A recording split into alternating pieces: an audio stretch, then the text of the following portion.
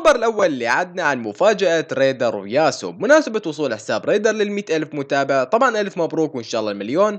فريدر نزل على حسابه بالانستغرام شوية ستوريات يقول بها انه اكو مفاجأة كلش خرافية راح تكون بس يوصل 100 ألف متابع. راح احط لكم الستوري على مود تفتهمون اكثر. انه قربت اوصل 100 ألف، فبس اوصل 100 ألف راح انزل لكم مفاجأة كلش حلوة، كلش حلوة. طبعا بالنسبة لياسو فهي باركة الريدر بحسبها بالانستغرام، فنزلت هذا البوست اللي قدامكم واللي تقول بيه ألف مبروك وانت تستحق وانت موهوب. فشنو تتوقعون المفاجأة الخرافية؟ بالنسبة لي اتوقع اغنية. الخبر الثاني اللي عدنا عن حقيقة خطوبة بيسان اسماعيل. طبعا هذا الخبر غير صحيح، اللي ما يعرف القصة فبيسان نزلت على حسابها بالانستغرام هذا الستوري اللي قدامكم اللي بيسان فيه لابسة خاتم مال خطوبة وخاتم مال زواج، ولكن هذا الخبر غير صحيح، اما هو مجرد تسويق المقطع الجديد اللي راح يكون مقلب بأنس الشايب، او راح يكون حفلة خطوبة راح نتصورها يعني، لانه بنهاية هذا الستوري لو تلاحظون انه اكو تصور بنت ثانية اللي هي هاي الطالعة قدامكم حاليا، فاكيد هذه البنت لها علاقة بالموضوع سواء هي عرسها او عرس واحدة من اصدقائها يعني. فخلونا ننتظر ونشوف، ولكني متأكد ان الموضوع مو حقيقي ومنه مجرد تسويق لمقطعها.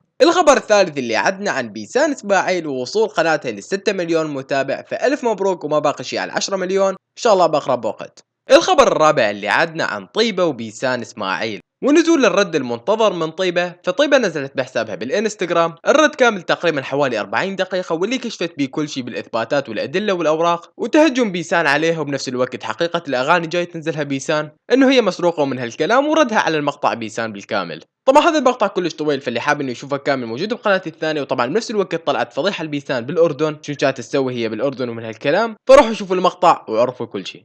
الخبر الخامس اللي عدنا عن احمد ابو الرب ووصول حسابه للانستغرام للمليون متابع، فالف مبروك وان شاء الله 10 مليون. فاحمد ابو الرب احتفل بهذا الشيء بهذه الصوره طالعه قدامكم، ما راح اعلق عليها، خبيت لكم اياها الاخير، باركوا لهم كلهم بالكومنتات. وبس والله لهنا وصلنا لنهايه المقطع. اتمنى المقطع عجبكم، لا تنسوا تحطوا لايك وتشتركوا بالقناه. كان ياكم فهد الزين من قناه مملكه القصص، ومع السلامه.